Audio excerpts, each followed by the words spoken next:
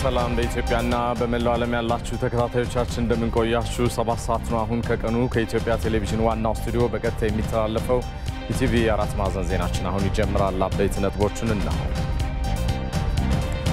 በሀገሪቱ የተፈጠረውን የዘይት እጥረትና ዋጋ ለማረጋጋት 12.5 ሚሊዮን ሊትር ዘይት በአስቸኳይ ወደ ሀገር ውስጥ እንደሚገባ የገንዘብ ሚኒስቴር አስታወቀ በዚህ በአዲስ አበባ የመሰረተ ልማት ግንባታን የሚያከናውኑ ተቋማት መካከል በሚፈጠር አለመግባባት በህዝብ ሀብት ላይ ውድመት እያስከተለ ስለመሆኑ ተገለጸ። የሩሲያና ዩክሬን ጦርነት የአሜሪካና ቻይና ግንኙነትን ይበልጥ እንዳያሻክረው ስጋት መደቀኑ ተገለጸ የሚለውን ደግሞ ከውጭ መርጠናል።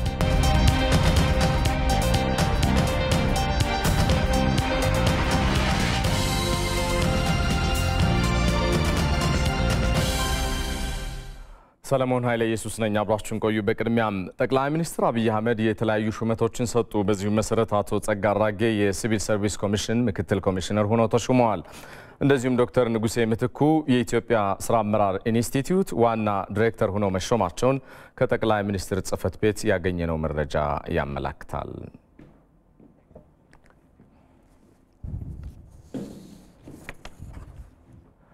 በሀገሪቱ የተፈጠረውን የዘይት እጥረትና የዋጋ ለመረጋጋት ለማስቀረት 12.5 ሚሊዮን ሊትር ዘይት በአስቸኳይ ወደ ሀገር ውስጥ እንደሚገባ የገንዘብ ሚኒስቴር አስታወቀ። ሚኒስትሩ አቶ አህመድ ሽዴ በወቅታዊ ሀገራዊ ጉዳይ የኢኮኖሚ ጉዳይ ላይ በሰጡት መግለጫ እጥረቱን ሊፈታ እንደሚችል አመላክተዋል። ወደ ሀገር ውስጥ በአጭር ጊዜ በመንግስት በኩል 12.5 ሚሊዮን ሊትር ዘይት በአስቸኳይ በአፋጣኝ ተጓጉዞ እየገባ ይገኛል። በአሁኑ ሰዓት 4.8 ሚሊዮን ሊትር በባቡር ተጓጉዞ ወደ አዲስ አበባና አዳማ ገብቶ በተለያየ ማህበራት በኩል የተከፋፈለ ይገኛል። ቀሪው 7.7 ሚሊዮን ሊትር ደግሞ በጅቡቲ ከዛሬው ቀን ጀምሮ እየተጫነና በቀጣይ ቀናቶች በተከታታይ ለ2-3 ሳምንታት የሚገባ ይሆናል። የዘይት እጥረቱን ለመቅረፍ ሲባል በሚቀጥሉት 3 ወራት ውስጥ 150 ሚሊዮን ሊትር ዘይት ወደ ሀገር ውስጥ ለማስገባት ግዢ እየተፈጸመ ስለመሆኑ ሚኒስትሩ አህመድ ሽዴ አስታውቀዋል። በመግለጫቸው እጥረት እና የእጥረት አመለካከት ጋር የተገናኙ ጉዳዮችን ለማስተካከል በሁለት የመንግስት የልማት ድርጅቶች በኩል 50 ሚሊዮን ሊትር ለሚቀጥሉት 3 ወራት 150 ሚሊዮን ሊትር ለማስገባት በመንግስት ወስኖ አፋጣኝ የግዢ ስራ እየተከናወነ ይገኛል። ስለዚህ በቀጣይ ወራቶች በእያንዳንዱ ወር 50 ሚሊዮን ሊትር በማስገባት በገበያ ውስጥ ያለውን የዘይት አቅርቦት በከፍተኛ ደረጃ የምናሳድግ ይሆናል። ከዚህ በተጨማሪ በዲፈርድ ኤልሲ ወይም በቀጣይ አመታት የሚከፈል የኤልሲ ስርዓት ለማስገባት እንችላለን የሚሉ ኩባንያዎች እንዲያስገቡ ፍቃድ ተሰጥቷል። መንግስት ህብረተሰቡ ላይ የምግብ ነክ ምርቶች ላይ በተለይም በዘይት ላይ ከማንኛውም ቀረጥ ነፃ በማድረግ ወደ ሀገር ውስጥ እያስገባ ስለመሆኑ ሚኒስትሩ አብራርተዋል። በዘንድሮ 8 ወራት 945.3 ሚሊዮን ሊትር ወደ ሀገር ውስጥ ገብተዋል። ከዚህ ውስጥ ከፍተኛውን ድርሻ የሚወስደው በፍራንኮ ቫሉታና በመደበኛ የባንክ የውጭ ምንዛሪ ፈቃድ የገባ ነው። ስለዚህ የምርት የማስገባቱን በተመለከተ የፍራንኮ ቫሉታም በልዩነት የተፈቀደበት ምክንያት አቅርቦት እንዲሻሻል በውጭ ምንዛሪ ጫና ምክንያት የምግብ ዘይት አቅርቦት እንዳይስተጓጎል ለማድረግ ነው። ከዚህ በተጨማሪ መንግስት የህብረተሰቡ ላይ የዋጋ ጫና በምግብ ነክ ነገር እንዳይመጣ በተለይ በዘይት ላይ ከማንኛውም የከስተምስና ሌሎች ታክሶች ነፃ መደረጉ ይታወሳል። በዚሁ መሰረት እስከ ባለፈው ወር ድረስ ባለፉት 3 አመታት እና 2 አመታት ከገባው የምግብ ዘይት 23.7 ቢሊዮን ብር የታክስ ነፃ ተደርገዋል ማለት ነው። ይሄ የህብረተሰቡን ኑሮ ለማሻሻል የዋጋ መረጋጋት እንዲኖር አቅርቦት እንዲሻሻል በከፍተኛ የሆነ የፖሊሲ ድጋፍ የተደረገበት ማለት ነው። ዜናዎቻችን እንደቀጠሉ ናቸው። ኤችአር 6600 ረቂቅ ህግ የኢትዮጵያንና የአሜሪካን የረጅም ጊዜ ወዳጅነት ከማሻከሩም በተጨማሪም ለአፍሪካ ቀንድ ሰላም እንከን የሚፈጥር ስለመሆኑ የውጭ ጉዳይ ሚኒስቴር አስታወቀ። ዲያስፖራዎች በበቃ ንቅናቄ ያሳዩትን ትግል ኤችአር 6600 እንዳይጸድቅ በመቃወም እንዲደግሙትም የውጭ ጉዳይ ሚኒስቴር ቃል አቀባይ አምባሳደር ዲና ሙፍቲ ጠይቀዋል። የኢትዮጵያ ዜና አገልግሎት ነው የዘገበው። ቶማስ ኃይሉ ዝርዝሩን ይዟል። የአሜሪካ ምክር ቤት የውጭ ጉዳይ ኮሚቴ በቅርቡ ኢትዮጵያ ላይ ማዕቀብ ለመጣል ያሳለፈው HR 6600 የተሰኘው የውሳኔ ሐሳብ የሁለቱን ሀገራት ወዳጅነት ከማሻከር በዘለለ የአፍሪካ ቀንድ ሰላም ላይ እክል እንደሚፈጥር የውጭ ጉዳይ ሚኒስትር ቃል አቀባይ አምባሳደር ዲና ሙፍቲ ገልጻሉ። ሁለቱ ሀገራት የቆየ ታሪካዊ ግንኙነት እንዳላቸው የገለጹት ቃል አቀባዩ አለመግባባቶች ቢኖሩም ኢትዮጵያ የጋራ ትብብርና የቆየ ወዳጅነትን መሰረት ያደረገ ግንኙነት እንደምትፈልግ ገልጸዋል። በጸረ ሽብር እንቅስቃሴ ኢትዮጵያና አሜሪካ ለአካባቢው ሰላም መስፈን የጎላ አስተዋጽኦ አድርገዋል። በትብብር ማለት ነው። ይህንን ትብብር አሁንም ቢሆን ኢትዮጵያ እንዲኖር ነው የምትፈልገው፣ የበለጠ እንዲጠናከር ነው የምትፈልገው። እንግዲህ እንኳን በሀገር መካከል በቤተሰብ መካከል አንዳንዴ ሂካፕስ ነው የሚሉት ዝም ብሎ የስቅታ አይነት ነገር ሊኖር ይችላል እና አንዳንዴ በአንዳንድ ጉዳዮች ላይ ዝም ብሎ አይን ለአይን ያለ መታየት ሊኖር የሚችልበት ሁኔታ አጋጣሚ አለ። እንደዛም ሆኖ ይሄ የኢትዮጵያ ፍላጎት አይደለም። እኛ ፍላጎት አሁንም ከአሜሪካ ጋር ያለን ግንኙነት ማጠናከር ነው፣ ወደ ነበረበት መመለስ ነው፣ ከዛም የበለጠ ወደ ላይ ማውጣት ነው። በአሜሪካ የኮንግረስ አባላት የተዘጋጀው HR 6600 ረቂቅ ሕግ በኢትዮጵያ ላይ ጫናን ማሳደርን ታሳቢ ያደረገና የሁለቱን ሀገራት መልካም ግንኙነት ላይ እንቅፋት የሚፈጥር መሆኑንም ቃል አቀባዩ ገልጸዋል። HR 6600 የተሰኘው ረቂቅ ሰነድ ኮንግረስ ውስጥ ተንከባለለ ያለው በእኛ በኩል ሁልጊዜም እንደምንለው የኢትዮጵያንና የአሜሪካን ግንኙነት ቁመና አይመጥንም ነው።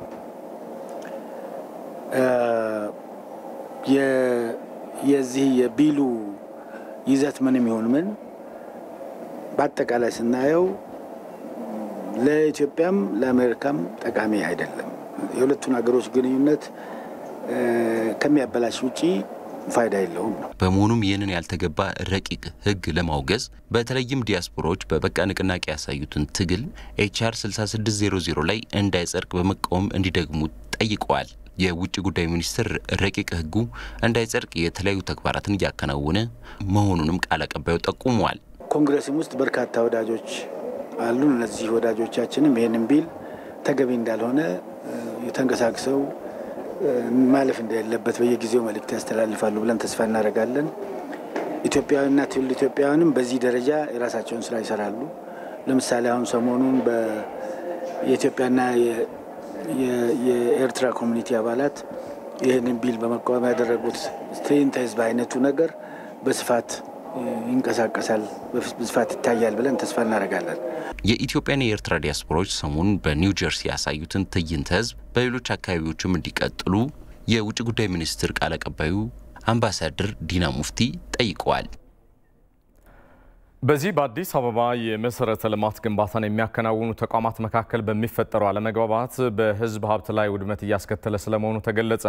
ተቋማቱን ለማቀናጀት ታዲያ የተለያዩ ስራዎች እየተከናወኑ ስለመሆኑም ተመላክቷል። ዘጋቢያችን አቤል ሙሉጌታ ዝርዝሩን ይዟል። በአዲስ አበባ ከተማ አስተዳደር የተለያዩ የመሰረተ ልማት ግንባታን ከሚያከናውኑ ተቋማት መካከል የአዲስ አበባ መንገዶች ባለስልጣንና ውሃና ፍሳሽ ቢሮ ዋነኞቹ ናቸው። በግንባታ ሂደት ውስጥም በሚያጋጥም አለመናበብ አንዱ ያንዱን ተቋም መሰረተ ልማት ላይ ጉዳት ያደርሳል። በዚህ ቦሌ በሻሌ ቃጥላ በተባለው አካባቢ ላይ 600 ሚሊ ሊትር ስፋት ያለው ከፍተኛ የሆነ የፍሳሽ ማስወገጃ እንዲህ በምትመለከቱት ሁኔታ ፍንዳታ ደርሶበት አካባቢውን ከፍተኛ መጥለቅለቅ እንዲዳረግ አድርጎታል። በተለይም በዚህ አካባቢ የሚኖረው ማህበረሰብ በዚህ የቱቦ መፈንዳት መነሻ ምክንያት ማለት ነው ለከፍተኛ ሽታ እንዲሁ ተጋልጧል። ችግሩ ተቋማት ተናበው እየሰሩ ያለመሆናቸውን መነሻ አድርጎ የተከሰተ ነው። ችግሩ በተፈጠረበት አካባቢ ላይ የሚገኙ ነዋሪዎችም ለተለያዩ ችግሮች መዳረጋቸውንም ተናግረዋል። ሽንት ቤቱን በ29 ነው ያፈነዱት።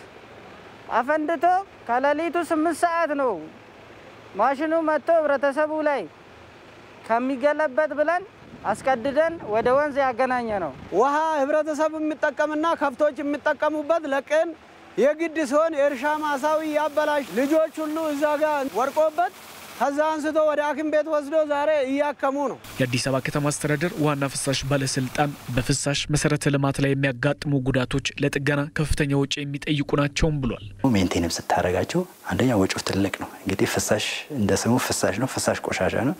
ቆሻሻን ነገር ለመስራት ደግሞ ከዛ አዲሱን ከምሰራ የበለጠ ኮስት ያደርጋል። ስለዚህ አንዳንዴ በተለይ ደግሞ በስራ ተቋራጮች እንደዚህ አይነት ነገሮች ያጋጥማሉ። መሰረተ ልማት አቅራቢ ተቋማት ተቀናጅቶ መስራት ላይ ለውጥ ቢኖርም አሁንም በቂ ነገር እንደሌለ ግን ተመላክቷል። በፍሳሽ ማስወገጃ መሰረተ ልማት ላይ የሚያጋጥሙ ችግሮችን በፍጥነት መፍትሄ ለመስጠት እንደሚሰራም ተገልጿል። ቶሎ ሜንቴን እናደርጋለን። አሁን እንደማሳያ ያነሳው በሻሌ ጋር ያለው ባንድ ኮንትራክተር በመንገዶች ኮንትራክተር ነው። ከዛ ፊትም ማሳወቀናል ኦልሞስት ተናግረናል። አሁን ሜንቴን እየተደረገ ነው። የመሰረተ ልማት አቅራቢ ተቋማትን የማቀናጀት ኃላፊነት የተሰጠው የአዲስ አበባ ከተማ አስተዳደር ግንባታ ፍቃድና ቁጥጥር ባለስልጣን በበኩሉ አንዳንዴ ተቋማት ራሳቸው በአግባቡ ኃላፊነታቸውን ባለመወጣት የሚፈጠሩ ችግሮች መኖራቸውንም ተናግሯል። አልተቀናጀንም የሚል ተቋም ካለ መልሰን እናያለን። ምንም ችግር የለም። ነገር ግን ሙሉ በሙሉ አሁን ቅንጅቱ ውጤታማ ነው የሚል ድምዳሜ ላይ መድረስ ሊቸግር ይችላል። ቢኮዝ ተቋማቶች የየራሳቸው ባህሪ ስላላቸው አንዳንዶቹ በችለተኝነት ስለሚያዩ፣ ሁለተኛ ይሄ ባለስልጣን አቀናጅቷቸው እዛ ሄዶ ኃላፊነታቸውን ባለመወጣት የሚፈጥሩ ችግር ሊኖር ይችላል። ከተቋም አኳያ ስፔሲፊካሊ እነዚህ ተቋማቶች ግን ተጠያቂነት ጭምር ማሳረፍ አለብን ብለን ይዘናል። እየፈተሽን ነው። አንዳንድ ቦታዎች ላይ የሚፈጠሩ የግንባታ ችግሮችን መፍትሄ ለመስጠት ከሁሉም ተቋማት የተውጣጣ ኮሚቴ ተዋቅሮ እየተሰራ መሆኑም ተመላክቷል።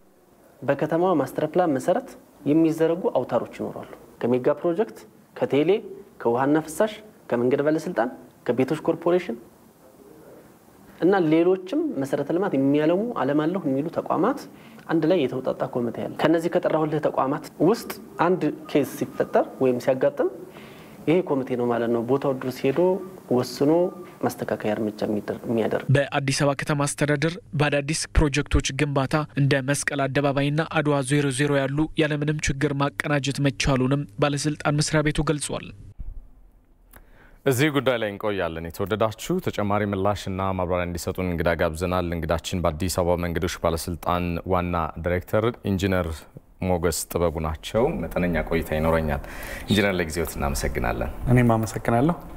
እስኪ ዜናው ላይ ሰፊ ሀሳቦችን አንስተናል። እንግዲህ በተቋማት መካከል የተናበቡ ስራዎች ባለመኖራቸው ሳቢያ የህዝብና የመንግስት ሀብት እየወደመ ነው የሚል አለ እና እሱን ለመቅረፍ መንገዶች ባለስልጣን እየሰራ ነው ከሚለው ጥያቄ ብንጀምር።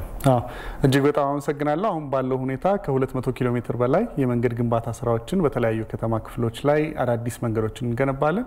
እነዛን መንገዶች በምንገነባበት ጊዜ የቴሌ፣ የመብራት፣ የውሃና የፍሳሽ መስመሮችን ሙሉ ለሙሉ የነሱን ዲዛይን በመውሰድ ከመንገድ ዲዛይናችን ጋር በማቀናጀት የምንሰራበት አግባብ አለ። ይሄም የሀብት ብክነትን በከፍተኛ ሁኔታ ይቀንሳል፣ ሪወርክንም ያስቀራል። አሁን በቅድም በዜናው ላይ ተመላክተው የበሻሌ ጉዳይ የመጣው በሻሌ ላይ የነበረው በውሃና ፍሳሽ በኩል ቀድሞ ለኮንዶሚኒየም ቤቶች ዙሪያ የተሰሩ መስመሮች ነበሩ። እነዛን መስመሮች በተመለከተ መረጃ አልነበረውም የስራ ተቋራጩ የኛን መንገድ ግንባታ የሚሰራው። ስለዚህ ያንን ጉዳት አድርሷል። ይሄንንም እንግዲህ ለተፈጠረው ኢንኮንቪኒየንስ ለህብረተሰቡ ይቅርታ መጠየቅ እንፈልጋለን። ይሄንን ግን ለደረሰው ዳሜጅ በገንዘብ ለውሃና ፍሳሽ ሙሉ ለሙሉ ገቢ የሚያደርግ ይሆናል። የደረሰውን ጉዳት የስራ ተቋራጩ ሙሉ ኃላፊነት ኤክስትራ ኮንትራክቹዋል ሊያቢሊቲ በመሆኑ ምክንያት፣ ነገር ግን የአዳዲስ የምንገነባቸው መንገዶች ላይ በተቻለ መጠን የምንገነባቸው ግንባታዎች በሙሉ እነዚህ የመሰረተ ልማቶችን የወደፊት ፍላጎት ባካተተ መንገድ የምንሰራበት አግባብ አለ። ሆኖም ግን ነባር መንገዶች ላይ ነው አሁን ትልቅ አስቸጋሪ ሁኔታዎች የሚፈጠሩባቸው። ነባር መንገዶቹ እንደሚታወቀው አዲስ አበባ ፕሪፕላንድ የሆነች ከተማ ወይም ቀድማ ታስባ ሙሉ ለሙሉ ዲዛይን ተደርጋ ያለቀች ከተማ አልነበረችም። 10ኛ ማስተር ፕላኗ ላይ ደርሳለች። ስለዚህ ፕሪፕላንድ ሲቲ ባለመሆኗ ምክንያት በየጊዜው የተለያዩ ለውጦች በሚኖሩበት ጊዜ ያንን ለማካተት የህብረተሰቡን ፍላጎቶች ለማስተናገድ በሚል የማህበረሰብ ጥያቄዎችን ለማስተናገድ በሚል መሰረተ ልማት አቅራቢ ተቋማት በሚያቀርቡትና የግንባታ ፍቃድና ቁጥጥር ባለስልጣን በሚያጸድቀው መሰረት ያንን ፍላጎት ለማካተት ይሞከራል። ሁለተኛው የቴክኖሎጂ ለውጦች ናቸው። እንደሚታወቀው እነዚህ ቀድሞ ነባር የነበሩ መንገዶች በሚገነቡበት ጊዜ የኢንተርኔት የማስፋፋት ፍላጎቶች በዛው ልክ አልነበሩም። አሁን ግን አዳዲስ ፍላጎቶችን ለማካተት የሚሰራበት አግባብ አለ። በሌላ በኩል እንደ ልብስ ማስጫ ይቅርታዬን ቃል በመጠቀሜ ነገር ግን መንገዶች ዳር በኦቨርሄድ ነበረ የመብራት ኃይል መስመሮች ይዘረጉ የነበሩት። ነገር ግን አስተማማኝ የሆኑ የተሻለ የኃይል የመሸከም አቅም ያላቸው አንደርግራውንድ ዩቲሊቲዎች እየተቀበሩ ይገኛሉ። ስለዚህ እነዛን ፍላጎቶች ለማስተናገድ በሚል በርካታ ቦታዎች ላይ የሚገነቡ መሰረተ ልማቶች ያንን ለማቀናጀት ተናቦ ለመስራት የሚደረግ ጥረት አለ። የተቀመጠ አሰራር አላችሁ ግን ለምሳሌ በመንገድ ግንባታ ሳቢያ በሌሎች መሰረተ ልማቶች አውታር ላይ ጉዳት እንዳይደርስ በሚል እሱም ቢሆን ያው የህዝብ ሀብት ንብረት እንደመሆኑ መጠን ጉዳቱ መሳ ለመሳ ለእናንተም እንቅፋት የሚሆን ይመስለኛልና የተቀመጠውን አሰራር ተናቦ በመስራት ረገድ በኩል ያስቀመጣችሁት ነገር ይኖር ይሆን? ትክክል ነው። አመቱ ሲጀመር ሁልጊዜም የምንሰራቸውን ግንባታዎች ሙሉ ለሙሉ ለሁሉ መሰረተ ልማት አቅራቢ ተቋማት እናሳውቃለን። እነሱም ያላቸውን እቅድ ይሰጡናል። ያንን መሰረት አድርገን የተናበበና የተቀናጀ እቅድ በመሰረተ ልማት አቅራቢ ቅንጅት ባለስልጣን ከጸደቀ በኋላ ነው ወደ ግንባታ የምንገባበት አግባብ ያለው። ነገር ግን ማንኛውም የህዝብ ሀብት ላይ ዳሜጅ ሲደርስ ይህንን ያደረሰው የስራ ተቋራጭ ሙሉ ለሙሉ ኮምፐንሴት የሚያደርግበት አግባብ አለ። በሌላ በኩል እንግዲህ አዲስ የፈጠር ነው ዌብ ቤዝድ የሆነ ትራንስፖርት ኢንፍራስትራክቸር አሴት ማኔጅመንት ሲስተም አለ። ይሄ ማኔጅመንት ሲስተም ሁሉም መሰረተ ልማት አቅራቢ ተቋማት ያላቸውን መረጃ በተቀናጀ ሁኔታ ዌብ ቤዝድ በሆነ ሁኔታና በጂአይኤስ በታገዘ ሁኔታ አንድ ሴንትራላይዝድ ዳታቤዝ እንዲኖር በዓለም ባንክ ድጋፍ እየለማ ያለና በቅርቡ የሚጠናቀቅ ነው። እሱ በሚጠናቀቅበት ጊዜ የቱጋ ምን አይነት መሰረተ ልማት እንዳለ እንድናቅ የሚረዳ ከመሆኑም በተጨማሪ ለማቀድ ለመጠገንና ለመገንባት የምናደርገውን ጥረት አብሮ በተቀናጀ ሁኔታ የሚያሰራ ይሆናል። ሌላኛው ትልቁ ፈተና ማስተር ፕላኑ ላይ ለዩቲሊቲ ኮሪደሮች ለብቻ የተለየ ቦታ የለም። ሁሉም የሚሰሩት መንገድ ውስጥ ነው፣ የኛ የመንገድ ኮሪደር ውስጥ ነው። ስለዚህ በቀጣይነት የማስተር ፕላን ክለሳ በሚደረግበት ጊዜ ዴዲኬትድ የሆነ ዩቲሊቲ ኮሪደሮችና አንደርግራውንድ የሆኑ ዳክቶች መሰራት ያስፈልጋቸዋል። እርግጥ ከፍተኛ የሆነ ኢንቨስትመንት የሚፈልግ እንደመሆኑ መጠን ሀገራችን ያለባትን የፋይናንስ ውስንነት ታሳቢ ባደረገ ሁኔታ ግን ፌዝድ በሆነ አፕሮች ሊሰራ የሚገባበት ሁኔታ ይኖራል። ሌላው ኢንጂነር እንግዲህ በግንባታ ለረጅም ጊዜ መጓተት የታየባቸው መንገዶች አሉ አዲስ አበባና አካባቢው ላይ ምናልባት ከርሶ በፊት ሊሆን ይችላል ማነሳው ጥያቄ ከመጡ በኋላ ግን ሰፊ የግንባታ መጓተት የታየባቸው ለረጅም ጊዜ ለምሳሌ ኮተቤን ማንሳት እንችላለን፣ ያቃቂ ቃሊቲ መንገዶችን ማንሳት እንችላለንና እነዚህን በአጭር ጊዜ ለማጠናቀቅ የህብረተሰቡ አንዱ የቅሬታ መነሻ ስለሆነ ማለት ነው ጥያቄ ማነሳው እንደው ምን የታሰበ ነገር አለ? ትክክል ነው። ቃሊቲ ቱሉ ዲምቱ የኢምፖርት ኤክስፖርት ኮሪደር ከመሆኑም በተጨማሪ በጣም ከፍተኛ የሆነ ትራፊክ የሚያስተናግድ ኮሪደር ነው። አሁን ባለው ሁኔታ 3 ማሳለጫዎችና የቀኙን የመንገድ ክፍል በአስፋልት ደረጃ ማጠናቀቅ የቻልንበትና 3 ትልልቅ ማሳለጫዎችን መጨረስ የቻልንበት አግባብ አለ። ሆኖም ግን እንደተጠቀሰው በተለይ የግራው የመንገድ ክፍል የውሃ መስመር ካለመነሳቱ ጋር በተያያዘና ከፋይናንስ እጥረት ጋር በተያያዘ ሙሉ ለሙሉ የቆመበት ሁኔታ ነው አሁን ያለው። ስለዚህ የመንገዱን የግራ ክፍል የውሃና ፍሳሽ ባለስልጣን ያለፈው ሳምንት ከ3 ዓመት በላይ የቆየ ነበረ። ባለፈው ሳምንት ሙሉ ለሙሉ አንስቶታል። ስለዚህ የግራውን የመንገድ ክፍል መስራት የሚቻልበት አግባብ አለ። ትልቁ ሌላኛው ፈተና ግን የፋይናንስ እጥረት ነው። የአበዳሪ የነበረው የቻይና ኤግዚም ባንክ ከ34 ሚሊዮን ዶላር በላይ ክፍያ ለስራ ተቋራጩ ያልከፈለው እንደመሆኑ መጠን በውለታው መሰረት ደግሞ የክፍያ ካልተከፈለው ስራውን መቀጠል የስራ ተቋራጩ እንደማይችል ገልጾ ለጊዜው ቆሟል።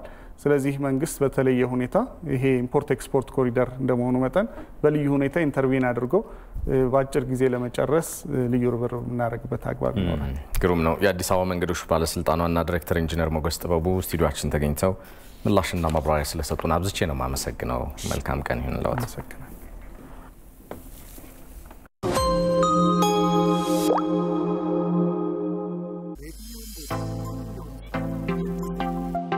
ክፍሎን መያዝ እንደሚችሉ ያውቃሉ?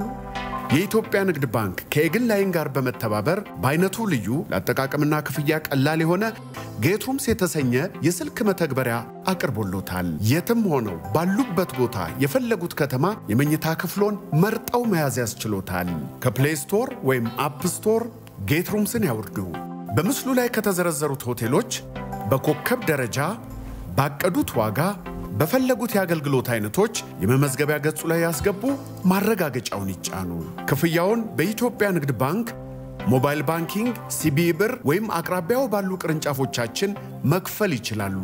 ለዓለም አቀፍ ክፍያ ቪዛ ካርድ፣ ማስተር ካርድ፣ ዩኒየን ፔይ መጠቀም ይችላሉ። ጌትሩምስን ሲጠቀሙ የሆቴል ክፍሎን ቁልፍ በእጆ እንደያዙ ይቁጠሩት።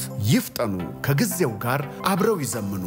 የኢትዮጵያ ንግድ ባንክ ሁሌም የሚተማመኑበት ባንክ። ተመልሰናል። ከኢትዮጵያ ቴሌቪዥን ዋናው ስቱዲዮ በቀጥታ እየተላለፈ የሚገኘው ቲቪ 4 ማዕዘን ዜናችንን በያላችሁበት እየተከታተላችሁ ስለሆነ እናመሰግናለን። ጉዳዮቻችንም ይቀጥላሉ። በምስራቁ የኢትዮጵያ ክፍል ከሚገኙ አዋሳኝ ክልሎች ሰላምን በጋራ ለማረጋገጥ ሲባል በተሰሩ ስራዎች የአካባቢውን ሰላም ከማረጋገጥም ባለፈ ለጋራ ኢኮኖሚ ተጠቃሚነት መንገድ የከፈቱ ሲሆኑ ተስተውለዋል። ለዚህም ደግሞ ህዝቡ የአዋሳኝ ክልል አመራሮችና የጸጥታ ኃይሉ በሰላም መረጋገጥ ያሳየ ቁርጠኝነት ትልቅ ሚና ተጫውቷል። ዘጋቢያችን ኮሰም ብርሃኑ በጉዳዩ ዙሪያ ተከታዩን ዘገባ አጠናቅሯል።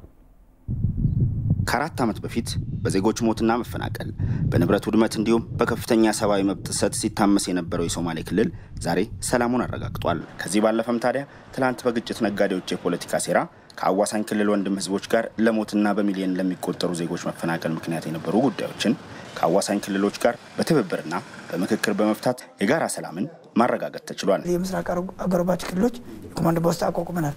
በየ15 ቀኑ በየወሩ ሰብሰባለን። የምስራቅ አጎራባች ክልሎች በጣም ጥሩ ሁኔታ በጋራ ጥሩ ግንኙነት አለን። በጋራ እንሰራለን። በተለይ በጸጥታ ሁኔታ ላይ በምስራቁ የኢትዮጵያ ክፍል የሚገኙ አዋሳኝ ክልሎች የራሳቸውን ሰላም ከማስጠበቅ ባለፈ የጸጥታ ኃይሉና ህዝቡ ሰላምን ለማረጋገጥ ለትብብር ያሳየው ቁርጠኝነት በአካባቢው ታጥቀው የሚንቀሳቀሱ የሰላም ጸር ኃይሎችን አቅም ማሳጣት ተችሏል የሚሉት ኮሚሽነር መሐመድ አልሐሰን ይህን ጥሩ ተሞክሮም አጠናክሮ መቀጠል እንደሚገባ ይጠቁማሉ። በኦሮሚያ እና ኬንያ ጋር ድንበር ወሰን አካባቢ ላይ ኦነግ ሸኔ አለ። በተለይ ኦሮሚያ አካባቢ ላይ በሚመጣበት ጊዜ እኛ ወደኛ ጋር ሲቆኛም በጋራ በተለይ በምስራቅ ሐረርጌና በአፋፍም ዞን በቆምቤ በዚህ በመዩ በኦሮሚያ ደግሞ በባቢሌ አካባቢ ላይ እና በሚና የምትባል ወረዳዎች እዚያ አካባቢ ላይ ደግሞ በሁለቱ የክልሉ ጸጥታ አካል በጥምረት በመቀናጀት ያው እዚያ አካባቢ ላይ ኦነግ ሸኔ ያው እንዲጠፋ ተደርጓል። በእኛና በኦሮሚያ ያለው አሁን አብረው የማስራቱ አብረው የመተጋገዙ በጣም እጅግ በጣም ጥሩ ነው። ከሀገራዊ ለውጡ በኋላ የሶማሌ ክልል መንግስት ለውስጥና ከአጎራባች ክልሎች ጋር ስላለው የሰላምና ጸጥታ ጉዳይ ትኩረት ሰጥቷል። የሶማሌና የኦሮሚያ ክልል አዋሳኝ አካባቢዎች የሚኖሩና ለዘመናት በጋራ በኖሩ ህዝቦች መካከል የነበሩ ችግሮችን ለመፍታት ታዲያ ህዝብና የፖለቲካ አመራሩ ለሰላም በተባበረ ክንድ መስራታቸው ትልቅ ውጤት አምጥቷል። እንደ ዋነኛ አጀንዳ ያዝነው ይህንን ችግር መፍታት ነበር። የሰላም ኮንፈረንሶች ተካሂደዋል። የህዝብ ለህዝብ ግንኙነት ተካሂደዋል። ከዛ ባሻገር ዛሬ ላይ ሶማሌ ክልልና በኦሮሚያ ክልል መካከል በሁለቱ ወንድማማች ህዝቦች መካከል ኮሽ የሚል ነገር የለም። ስለዚህ የአመራሩ እዚህ አካባቢ ሰላም መሆን ፍላጎት ሲያሳይ ሁለቱም ህዝቦች በራሳቸው ተነሳሽነት ሰላማቸውን በመጠበቅ ላይ ይገኛል። ለሰላም በጋራ መሰራቱ የአካባቢውን ጸጥታና የዜጎችን ደህንነት ከማረጋገጥ ባለፈ የትኩረት አቅጣጫን ወደ ልማት እንድናዞር እድል ፈጥሯል የሚሉት አቶ ፍርሃን ይህም ለህዝቦች ተጠቃሚነት በር ከፋች እየሆነ ስለመምጣቱ ይገልጻሉ። ባለፉት 3 ዓመታት በ27 ዓመታት እንደውም ከዛ በላይ ያልተሰሩ የልማት ስራዎች እዚህ ክልል ላይ ተሰርቷል። ለአብነትም የክልሉ የመንገድ አውታር ብቻ ከ2000 ኪሎ ሜትር በላይ ተሰርቷል። እንደ ክልል ተጠቃሚነቱ የሶማሌ ክልል ብቻ አይደለም፣ የአጎራባች ክልልም የኛ ፍላጎት የህዝባችንም የጎረቤት ክልልም በጋራ ማልማት ነው። እኛ በጋራ ማልማት ሲባል ተጠቃሚነትን ማብዛት ነው።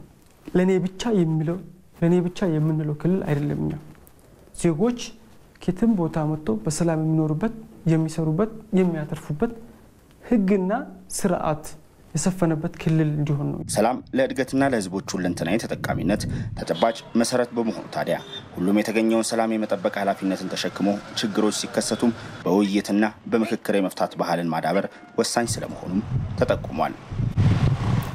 ከኢቲቪ ዜና 4 ማዕዘን ጋር ናችሁ። አሁን ደግሞ አበይት ነጥቦቹን በድጋሜ ላስታውሳችሁ ነው። በሀገሪቱ የተፈጠረውን የዘይት እጥረትና ዋጋ ለማረጋጋት 12.5 ሚሊዮን ሊትር ዘይት ማስቸኳይ ወደ ሀገር ውስጥ እንደሚገባ የገንዘብ ሚኒስቴር አስታወቀ። በዚህ በአዲስ አበባ የመሰረተ ልማት ግንባታን የሚያከናውኑ ተቋማት መካከል በሚፈጠር አለመናበብ በህዝብ ሀብት ላይ ውድመት እያስከተለ ስለመሆኑ ተገለጸ። የሩሲያና ዩክሬን ጦርነት የአሜሪካና ቻይና ግንኙነትን ይበልጥ እንዳያሻክረው ስጋት መደቀኑ ተገለጸ።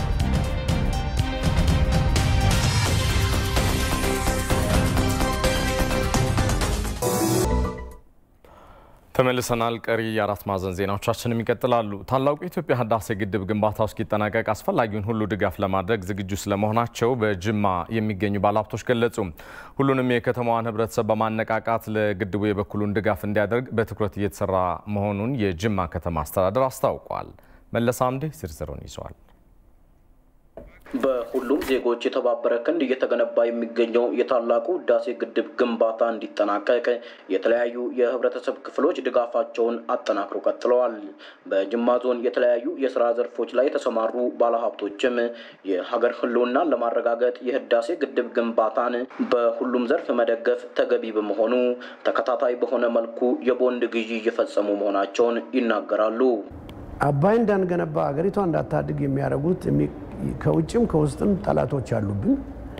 ለዚህ ሲባል እንደውም ጦርነቱን ያመጣ ምንጩ እሱ ከሆነ ለመርዳትም ለመስራትም ባለን አቅም ቀደም ተከተል እያደረግ ሁለተኛ ጦርነት የአባይ ጉዳይ ነው ብዬ ነው የምወስደው።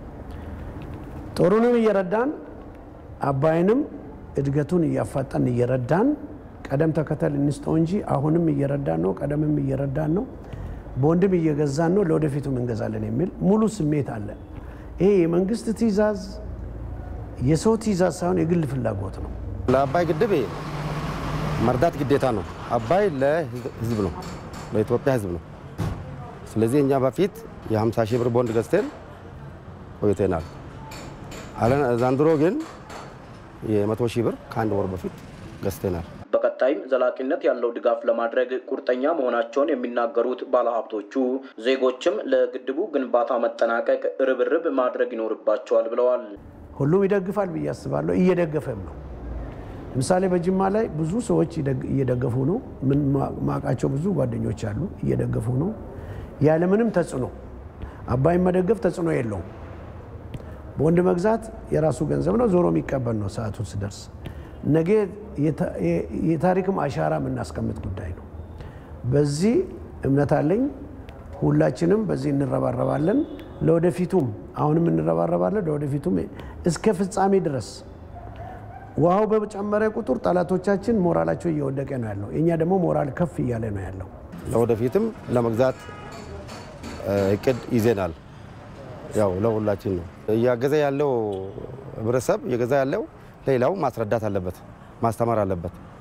የራስ እንደሆነ አባይ የህዝብ እንደሆነ መረዳት አለበት። በጅማ ከተማ ህብረተሰቡን በተለያዩ የልማት ዘርፎች ላይ የማሳተፍ ስራ እየተከናወነ ነው ያሉት የጅማ ከተማ ምክትል ከንቲባ ካሳሁን ጆብር ከዚህ ጎን ለጎንም በታላቁ ህዳሴ ግድብ ግንባታ ላይ አሻራውን እንዲያኖር ይበልጥ ትኩረት ተደርጎበታል ብለዋል።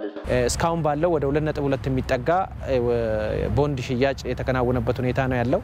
ሰፊው የከተማችን ንግዱ ማህበረሰብን በማሳተፍ መንግስት ሰራተኞችንም በማሳተፍ ወጣቱን ትውልዱን በማሳተፍ ይሄንን የህዳሴ ግድብ አሻራችን ሁሉም ዜጋ እንዲያኖር እቅድ አውጥተን ዝግጅት እያደረግን ነው። በሚፈለገው ደረጃ ሄዷል ብለን ማንሳት አይቻልም። ስለዚህ አሁን ደግሞ ያለው ሁኔታ ምቹ ሁኔታ ስለሆነ ሰፊውን የንግዱ ማህበረሰብ ከዚህ በበለጠ በተሻለ ሁኔታ በማጠናከር እቅዳችንን እናሳካለን የሚል እምነት አለ። ዘላቂነት ያለውን ልማት ለማረጋገጥ የህዳሴ ግድብ ግንባታ መጠናቀቅ አማራጭ የሌለው መፍትሄ በመሆኑ የሁሉም ድጋፍና ርብርብ ተጠናክሮ ሊቀጥል ይገባል ተብሏል። 5 ቢሊዮን ብር በጀት ተይዞለት በአማራ ክልል ሰሜን ሸዋ ዞን እየተገነባ ያለው የአጃማ ጫጫ የመስኖ ልማት ፕሮጀክት ግንባታው ከካሳ ክፍያ ጋር በተያያዘ መጓተት እንዳለበት ተገለጸ። የመስኖ ልማት ፕሮጀክቱ ከ7000 በላይ መሬትን በማልማት ከ14000 በላይ አርሶ አደሮችን ተጠቃሚ ያደርጋልም ተብሏል። አስማረ ብርሃኑ ይህ ወደ 5 ቢሊዮን ብር በጀት ተይዞለት ከ2013 ዓ.ም ጀምሮ በመገንባት ላይ ያለው የአጀማ ጫጫ የመስኖ ልማት ፕሮጀክት ነው። የመስኖ ልማት ፕሮጀክቱ በሰሜን ሸዋ ዞን በአማራ ውሃ ስራዎች ኮንስትራክሽን ድርጅት ነው እየተገነባ ያለው። የመስኖ ልማት ፕሮጀክቱ ተጠሪ መሐንዲስ ይልማ ዋጋዬ የመስኖ ግንባታው የግድብና ተያያዥ ስራዎች የቀኝ የመስኖ አውታርና የተፋሰስ ስራና የግራ የመስኖ አውታርና የተፋሰስ ስራ በሚል በሶስት ዘርፎች ተከፋፍሎ እየተካሄደ መሆኑን ገልጸዋል። እስከ ታህሳስ ወር መጨረሻ የነበረውን አፈጻጸም አብራርተዋል። የሎት ስሪ የግንባታ አፈጻጸም ስናይ እቅዱ ወደ 36% መድረስ የነበረበት በአሁኑ ሰዓት ወደ 27% ደርሷል። ይህ የመስኖ ልማት ፕሮጀክት ግንባታው ሲጠናቀቅ 55.5 ሚሊዮን ኩቢክ ሜትር ውሃን በመያዝ ከ7000 ሄክታር በላይ መሬትን የማልማት አቅም አለው። በዚህም ከ14000 በላይ አባወራዎችን የመስኖ ልማት ፕሮጀክቱ ተጠቃሚ ያደርጋል። ሆኖም ግን ይህ የመስኖ ልማት ፕሮጀክት በተቀመጠለት እቅድ መሰረት ግንባታው እየተከናወነ አይደለም። በቅዳችን ልክ ላለመሄድ በተወሰነ መጀመሪያ አካባቢ ላይ የተቋራጭ ድርጅቱም የአማካሪ ድርጅቱም እንደዚሁም አሰሪ መስሪያ ቤቱም በተመሳሳይ ጊዜ ፕሮጀክቱን ያስጀመሩበት ጊዜ በመሆኑ እና በተጓዳኝ ከመሬት ካሳ ጋር የተያዘው ስራ ቀድሞ ያልተሰራ በመሆኑ ሁሉንም ስራዎች የካሳ ግምት ስራውንም የግንባታ ስራውንም ፓራላል እያስኬድን ስለሆነ እዛ አካባቢ ላይ የተወሰነ ጊዜያቶች ከአንድ ወር በላይ የሚሆን በካሳ ስሌት ምክንያት የዘገየበት ሁኔታ አለ።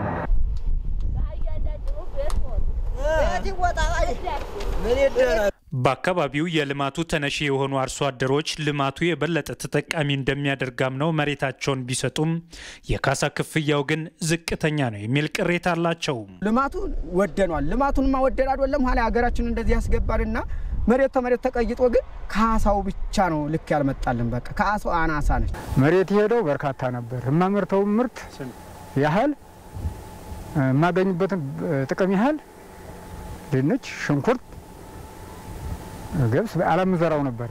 እሱ ሄዶ አሁን የሰጡኝ አነስተኛ ገንዘብ ነው። እኔ ከካሳው ጋር አልተመጣጠነልኝም። ጭርሱ ነው እኩል አልሄደም። በሰሜን ሸዋ ዞን የገጠር መሬት አስተዳደርና አጠቃቀም መምሪያ የዋጋ ትመናና መልሶ ማቋቋም ቡድን መሪ ክብረት ይቅጣው የካሳ ክፍያው የተፈጸመው ደንብንና መመሪያን መሰረት አድርጎ ነው ብለዋል። ሶስቱ ሰብሎች ተመረጡ። ሶስቱ ሰብሎች ያንዳንዳቸው ገቢ ተለየ። ከገቢው ትልቁን በ15 ተሰጣቸው። ፕላስ ተረፈ ምርት አለ፣ ፕላስ የግጦሽ ሳር አለ፣ ፕላስ ባህር ዛፎች አንዳንድ ባህር ዛፎች እንደዛ አሉ። እነኚህን ተደማምሮ የተከፈላቸው አሉ። እስካሁን ቅሬታም አላመጡም። አርሶ አደሩ ተጠቃሚ ነው። በዚህ በተለይ ካሳሁን 2044 2013 የወጣው መመሪያ ለአርሶ አደሩ ወገነ ነው። በ15 ማባዣ ፋክተር እስካሁን ተከፍሎ ያውቃል። ሆኖም ቅሬታ ያለው አካል ደንብና መመሪያው በሚፈቅደው መሰረት ቅሬታውን የማቅረብ መብት አለው ነው ያሉት ክብረት ይቅጣው። የአጀማ ጫጫ የመስኖ ልማት ፕሮጀክት ግንባታ በ2015-16 ግንባታው ተጠናቆ አገልግሎት መስጠት እንደሚጀምርም ተገልጿል። በዝናብ ላይ የተመሰረተውን የግብርና ዘዴ ለማዘመን አነስተኛ የመስኖ አውታሮችን ማስፋፋትና የውሃ አማራጮችን በአግባቡ መጠቀም እንደሚያስፈልግ የደቡብ ክልል ግብርና ቢሮ አስታወቀ። ቢሮው በክልሉ የተለያዩ አካባቢዎች አነስተኛ የመስኖ አውታሮችን እያስገነባ እንደሚገኝም አስታውቋል። ዘጋቢያችን ሚካኤል ገዙ ከስፍራው ተከታዩን አድርሶናል። በደቡብ ክልል የምግብ ዋስትና ችግር ባለባቸው አካባቢዎች አማራጭ የውሃ ሀብትን በማቅረብ የግብርና ምርትን ለማሳደግ እየተሰራ ይገኛል። ከ2010 ጀምሮ በክልሉ 27 አነስተኛ የመስኖ አውታሮችን የመገንባት ስራ እየተከናወነ የሚገኝ ሲሆን ከዚህ ውስጥም 18 የመስኖ ተቋማት ተጠናቀው አርሶ አደሩ እየተጠቀመባቸው እንደሚገኝ በደቡብ ክልል ግብርና ቢሮ የተሳትፏዊ አነስተኛ መስኖ ልማት ፕሮግራም አስተባባሪ አቶ ምራ መሐመድ ገልጸዋል። 18ቱ ኦልሬዲ ግንባታቸው ተጠናቀው ለባለቤቱ ለአርሶ አደሩ አስረክበን አሁን የግብርና ልማት ያለሙ ያሉበት ሁኔታ አለ።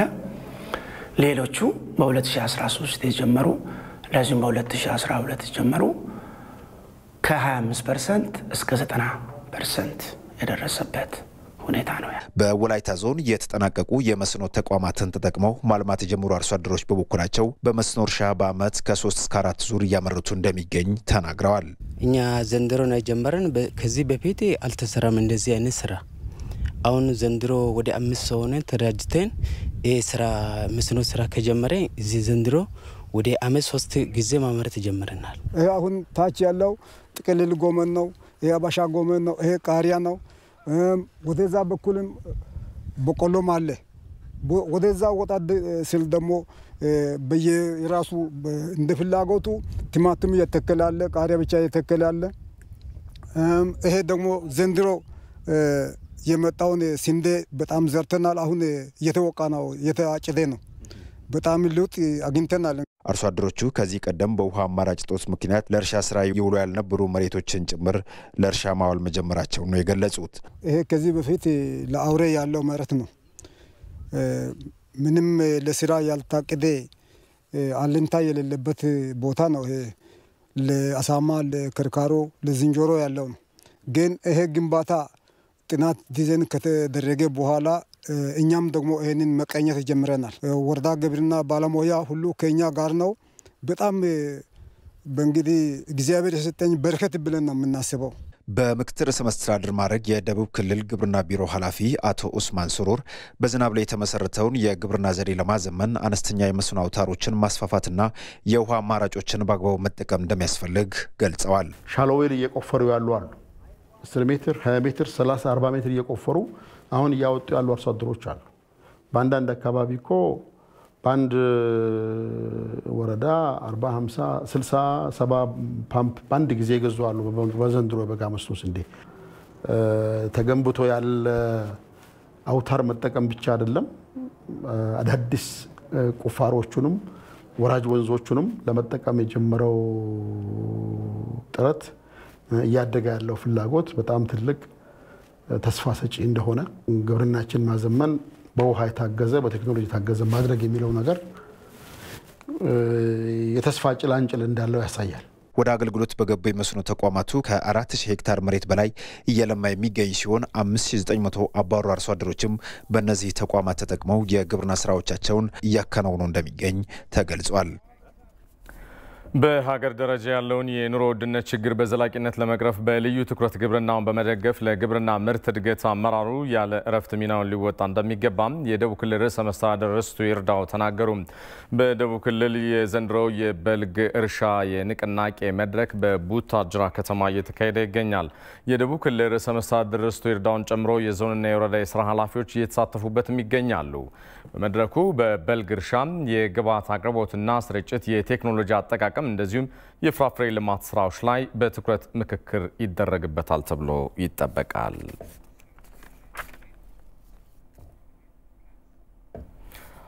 ከኢትዮጵያ ቴሌቪዥን ዋናው ስቱዲዮ በቀጥታ እየተላለፈላቸው የሚገኘው ኢቲቪ 4 ማዕዘን ዜናችን ከውጭ የመረጥነው